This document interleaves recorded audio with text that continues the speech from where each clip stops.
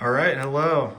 This video is mainly going to be about the lower receiver and finding the upper receiver, things I need. I do make some statements about some shady things I found on the internet while going through the shopping process.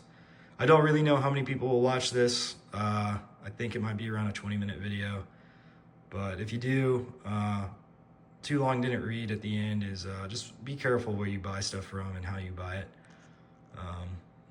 But yeah, all right, let's check out what's in this box. All right, hello. So this has been a while in the making. I originally started an AR-10 project with an Aero precision lower about 6, 7, 8 months ago. And unfortunately, I never, a lot of things came up and I never came around to actually buying some parts, getting some things, taken care of, and, just generally furthering the project. Well, after getting a couple of things done with, professional life and whatnot, I found some time.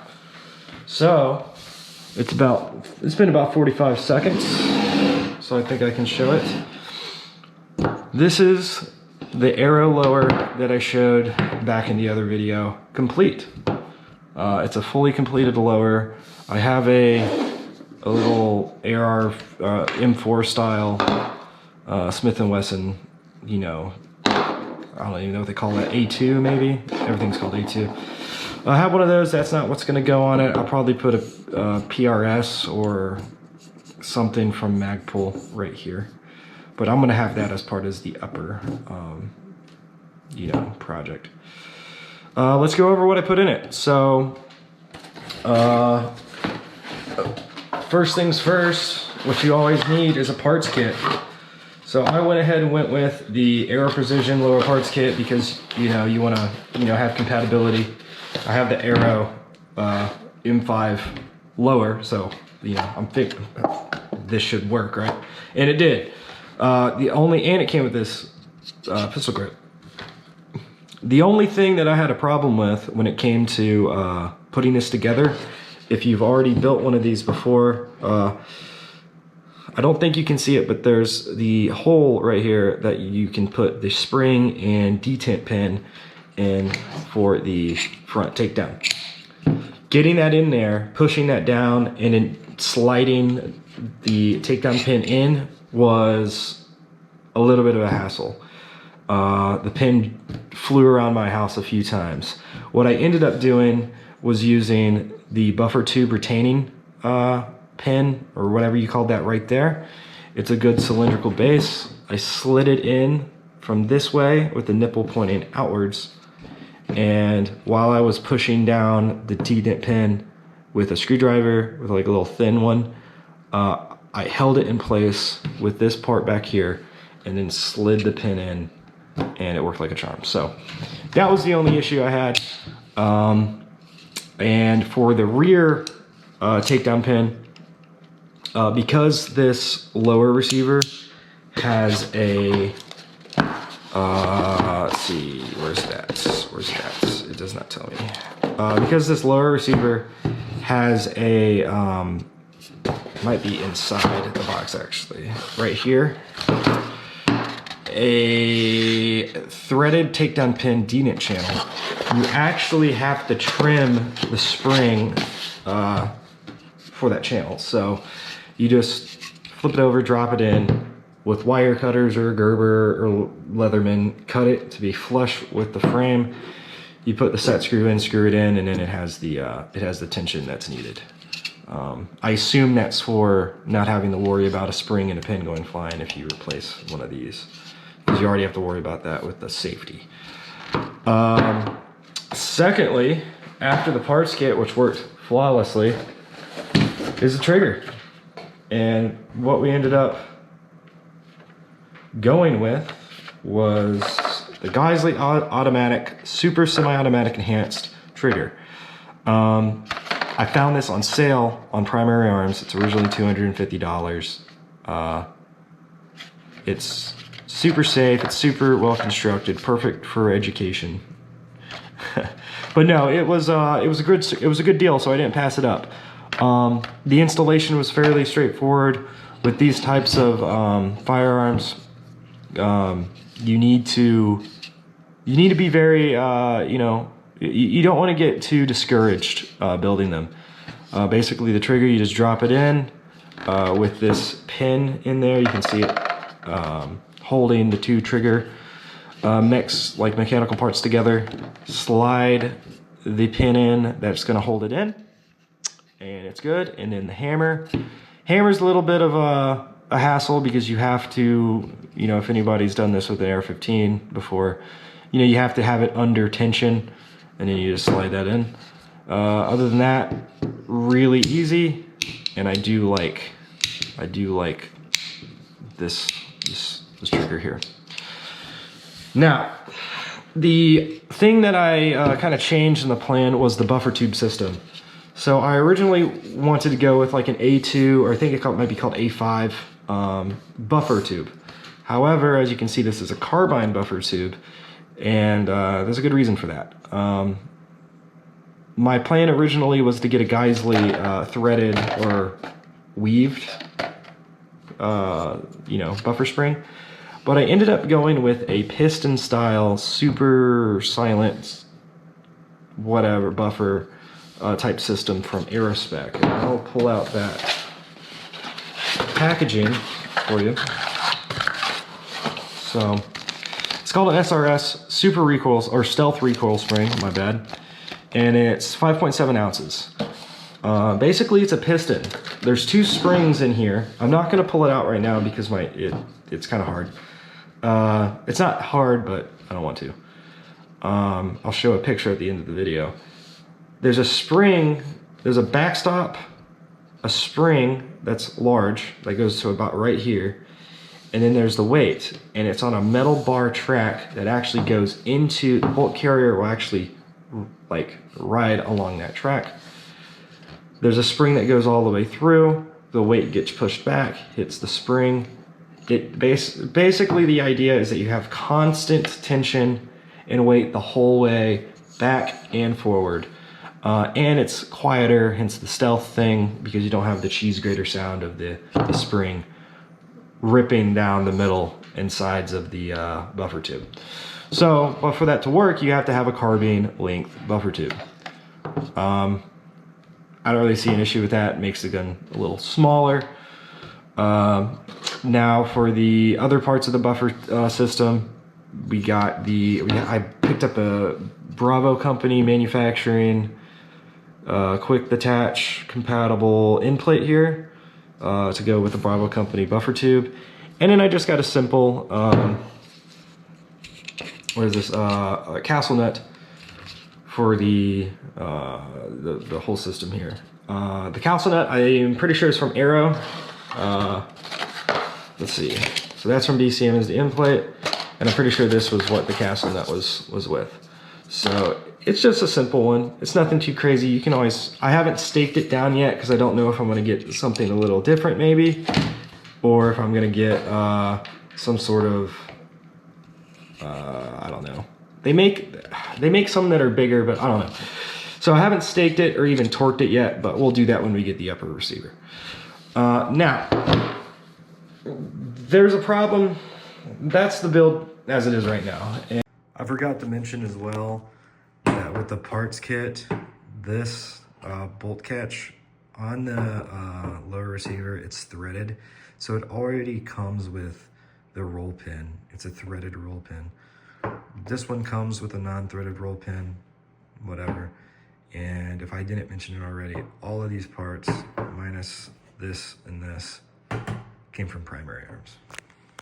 And we're about 8 minutes into this video, so if that's just all you cared about, then there you go. But I'm gonna go over some issues that I found with building this this lower receiver, and then I'll go into some issues about finding an upper receiver and upper receiver parts. So I had like no issues building this. All of the parts that I bought and put into here cost me around $380. I got the Geisley trigger on sale for $160. through Primary Arms. All of the stuff came through Primary Arms. The lower receiver, I think, was 200 something. I can't remember. So right now we're about between $500 and $600 with just a lower receiver.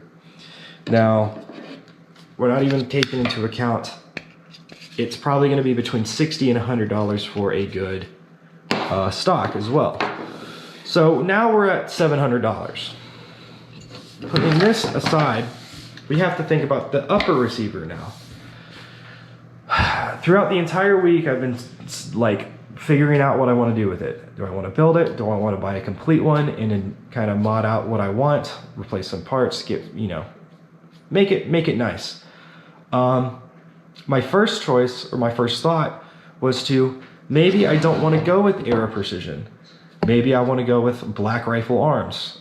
They make a fantastic piston-driven upper receiver for about $1,800. I didn't want to do that just yet because, one, I love piston-driven AR platforms, but for $1,800 on the first build, I'm not even guaranteed it's going to work or be compatible. I didn't go with it. My goal for the upper is an 18-inch 308 barrel that is free-floating and has, you know, a handguard of some sort that is Magpul's M-Lock. So after basically doing some research, writing some things down, I made the decision that an Aero lower needs an Aero upper, just to make things easy. I looked around on Aero's website, completely sold out. There are no products on Aero's website. I asked my buddy why that could be. He said that they typically, the first picks and dibs on their products are gun stores, online sellers, and if certain people, you know, pre-ordered them essentially, because I think you can do that if you're kind of important. And then they release them kind of like drops, if you will. So Aero's website was useless. So basically, I started looking around on a bunch of different sites, trying to find either a completed lower or a stripped one. Because if it's stripped, a little bit more work, that was the whole idea, but I can still do it. The upper receivers that I looked at were the M5, which this lower is, and the M5E1. Which the M5E1 comes with the barrel lug nut or barrel nut pre-installed onto the weapon or onto the upper receiver. Less work for, you know, assembly. However, you're limited on what type of handguards you can use. Good thing is, the handguards you can use are good quality, nice handguards. So I started setting my sights on an M5E1 upper receiver. Finding stripped ones were either extremely expensive or they weren't in stock. So I said, okay, let's go look at complete upper receivers with the things that I wanted: an adjustable gas block and a mid-length gas system. Could not find them at all. All of the Aero Precision upper receivers that are complete with those specifications with an 18-inch 308 barrel were out of stock everywhere. And I kind of want to get this thing completed. So what I decided to do was look around a little bit more. I looked around for about 2 to 3 more days. I ended up ordering something, but in that span of time between the 2 and 3 days, okay, little cut there. I started rambling. There's a few things I do want to talk to you guys about. If you're watching this and you're looking to build this, or if you're just, you know, a gun guy, you like watching YouTube videos of it, I like doing it. On my search for an upper receiver, I, you know, took about, like I said, 3 to 5 days, just trying to shop around. There were some issues that I had. Well, not issues, but kind of things that put a bad taste in my mouth. The first one is called firearmshobbystore.com. It's a website that won't normally populate in a Google search, but because the Aero uppers that I was looking for were kind of rare to be in stock, Google grabbed it and populated. Everything on Firearm Hobby Store, excuse me, is on sale. I found an Arrow complete upper receiver for $78. That cannot be true. I thought to myself, well, maybe if they're getting rid of stock on this one product, maybe, but they weren't. The entire store is, they have a lot of sales to bring in people who might not recognize that. They also have nothing to do, they don't have any FFL listed. They don't ask you for your FFL. So if you ever come across that store whose logo, if you want to go to it as well, you can tell the logo on the front is misspelled. Just stay away from that store. I know some people might get tricked. You know, it's whatever. Just stay away from that. The second thing that I saw that I didn't really like was Cordova. I purchased the upper receiver that we're going to get into here in a second with Classic Firearms. This is the only place other than Optics Planet that I could find one that I could work with and mod. It total about $75. Or not $75. What am I talking about? $750. So, going through the checkout process, I find a coupon code to get $5 off. I accidentally didn't, you know, apply it. Whatever, $5. I noticed at the very end you can go and you can apply for Cordova financing. Anytime there's some sort of financing option, I love to like start the process and read the terms.